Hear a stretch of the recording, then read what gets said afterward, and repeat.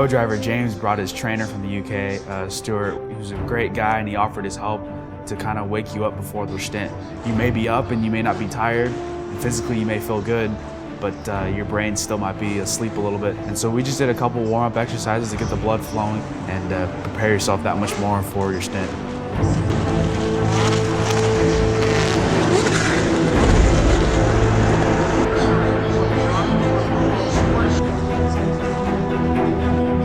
I always like to take a moment for myself just to relax and kind of take a deep breath in and just remind myself why I'm really here, and this is supposed to be fun. This is something that I really love and I'm passionate about. You close your eyes, you take a deep breath, and you just get yourself ready to go. As soon as the car is ready to come into pit road, one of the things I do is I like to visualize all the motions that I have to do when I get in the car. You know, when you do a driver change, there's certain things that you need to do right when you get in the car, as far as where your hands go, what belts you buckle, what buttons you push. You're nervous, you're anxious, you got a lot of butterflies, you may not be thinking clearly. So I just like to remind myself all those little things that I have to do before I get in.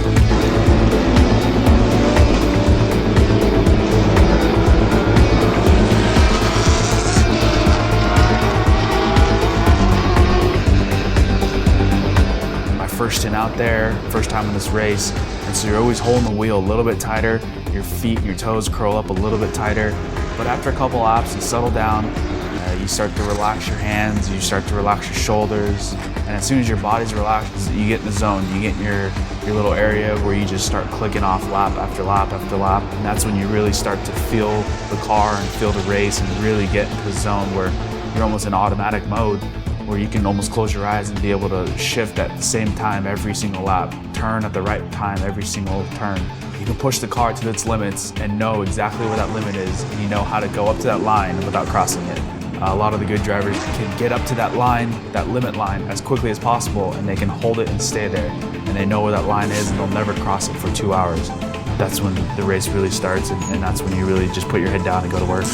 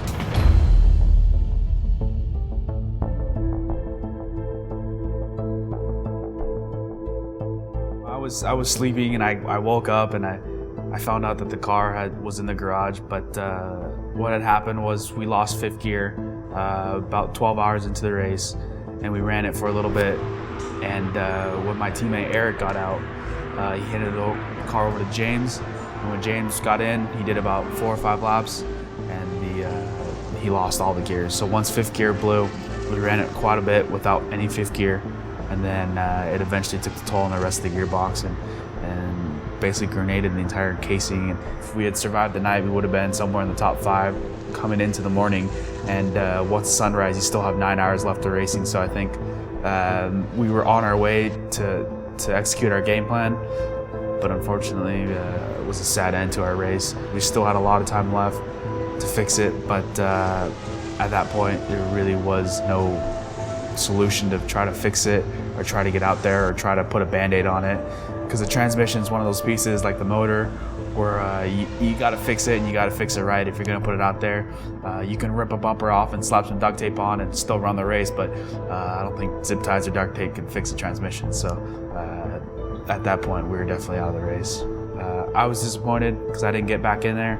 The team was disappointed that we didn't finish. I think everybody was a little disappointed, but I guess that's how they say is that's racing, because you take the good with the good and the bad with the bad and you move on. I'm not going to dwell over this. I still have a lot of racing to do this year. The only thing I can do is feed my fire and come back next year and really want to do well.